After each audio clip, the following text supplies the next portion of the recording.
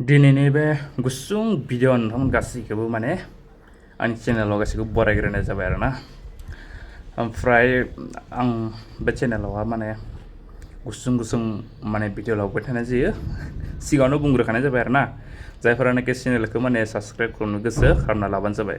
ओमफ्राय बे बेल आइकन थानायखौ नोंथांमोना थुना लाबानो जाबाय आरोना, भिडिअ एगारनाय लोगो लोगो नोंथांमोना नुनाय बायदि। जोंहा माने गोबां दिनै नायनो थाङोब्ला इउटुबफ्रासो माने इउटुबारफ्रा दानि माने गोबां माने थाखा फैसा आरजिगासिनो दं आरोना, साख्रि मावनायफोरनिख्रुइ।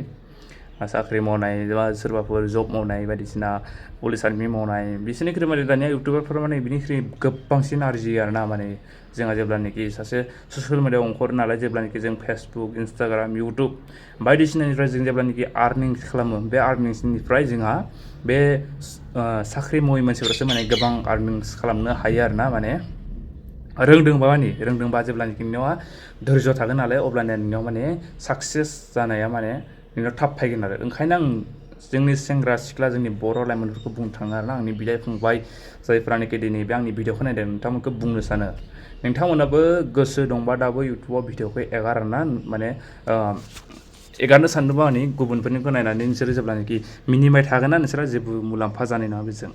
जेब्लानाखि नोंसोरो इउटुब एबा फेसबुकआव नोंसोरो गावसोरनि रिल्सफोरखौ एगारगोन, अब्लाना नोंसोरनावबो भिउ फैगोन आरोना। फार्स्ट टाइमाव नोंसोरो एगारनायाव एसेबांबो भिउ फैयाबो जानो हागौ, नाथाय नोंसोरो जेब्लानाखि भिडिअखौ एगारलांबाय थागोन अब्लाना नोंसोरखौ मानसिफोरा सिनाय मोननाय जागोन। अब्लाना बेनि जुगैसो नोंसोरखौ माने नोंसिनाव भिडिअफोरा भिउ फैनाय जागोन। नङाबा फार्स्ट टाइमाव गासिनावबो भिडिअफोराव भिउ फैखाया। नोंथांमोना बे पुराना जायफ्रानोखि इउटुबारफोर दं, बिसोरनिखौ नायबानो जाबाय, बिसोरनावबो फार्स्ट टाइमाव भिउ फैखाया। बिसोर जेब्लानाखि भिडिअखौ एगारलांबाय थागोन अब्लानासो माने भिउआ बारायलांबाय थागोन आरो लोगोसे साबस्क्राइबारा बारायलांबाय थागोन।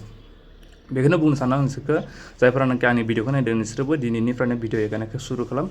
नङाबा फिउचाराव नोंसोरा गोबां माने पस्थायनो गोनां जागोन आरोना। 10 बोसोरनि उनाव बा 15 बोसोरनि उनाव नोंथांमोना गुबुनफोरनिखौ दाबायदियाव रिल्स एगारबाय थानायखौ नोंथांमोना नुयोबा, गुबुनफोरनिखौ माने 10 बोसोरनि उनाव बिसोरखौ नुयोबा बिसोरबो गोबां डेभेलप जानाय जागोन। ओंखायनो नोंथांमोनाबो गुबुननि रिल्सफोरखौ नायनानै ओरैनो इन्जय बा इन्टारेस्ट खालामबाय थानाङा आरोना लाइफआव।